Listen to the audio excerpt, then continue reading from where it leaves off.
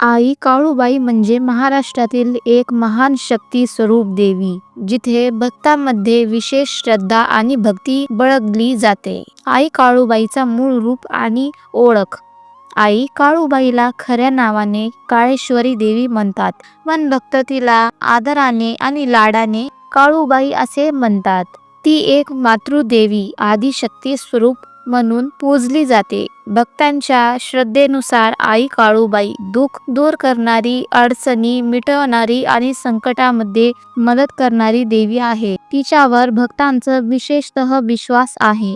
आई काळूबाईचं मूळ मंदिर मांडरगड, सातारा जिल्ह्यात वाई तालुक्याजवळ आहे.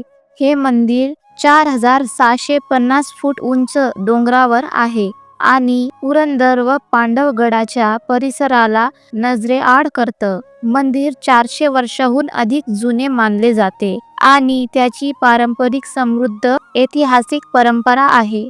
लोकविश्वासात असा गणना आहे की देवीने पौष पौर्णिमेला दैत्याचा वध केला आणि त्यावेळी तिच्या शक्तीचा प्रकाश पसरला. म्हणून प्रत्येक वर्षी पौष पौर्णिमाला येथे मोठी यात्रा मेळा भरतो, ज्यात लाखो लोक भाविक म्हणून भेट देतात. आई काळूबाईला काय नैवेद्य आवडतं? देवीला भक्त नैवेद्य देतात, जे भक्तांसाठी महत्त्वाचं धरलं जातं. पारंपरिक नैवेद्य: पुरणपोळी, दही भात, पापड भात, नारळ, लिंब, फळे आणि देवळातील फुले. मेथीची भाजी, मटकीची भाजी आणि भाकरीमध्ये बाजरीची भाकर ही काळूबाईला अतिप्रिय आहे. मंदिरात पुरणपोळी आणि दही भात हा विशेष नैवेद्य दिला जातो, कारण देवीला हे आवडते आणि देवीला हे नैवेद्य चढताना भक्तांना खूप आनंद होतो. पौष पौर्णिमात यात्रा मेळा लक्षात घेतली जाते. या यात्रा काळात भक्त मोठ्या संख्येने मंदिराला भेट देतात. आई काळूबाई मुलांना, कुटुंबाला, अडचणीला सहायता देणारी आणि संकटामध्ये साथ देणारी देवी म्हणून मानलं जातं.